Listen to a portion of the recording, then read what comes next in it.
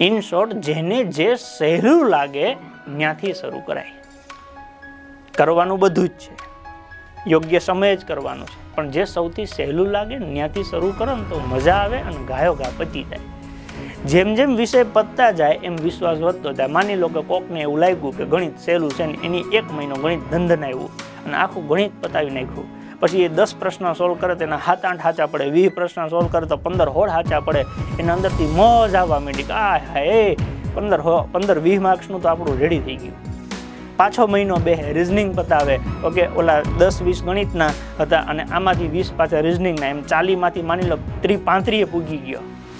એને મોજ આવે કે 30-35 થઈ ગયા. પછી એને ગુજરાતી ચાલુ કર્યું, અંગ્રેજી ચાલુ કર્યું, સામાન્ય જ્ઞાન ચાલુ કર્યું. એમ જેમ જેમ વિષય વધતા જાય સામે એના માર્ક્સ વધતા જાય એને નકરી મોજ વધતી જાય. તો પહેલાં એવા વિષય પસંદ કરવાના કે જે આપણું મન સ્વીકારે કે આ સહેલું છે, મને મજા આવે છે.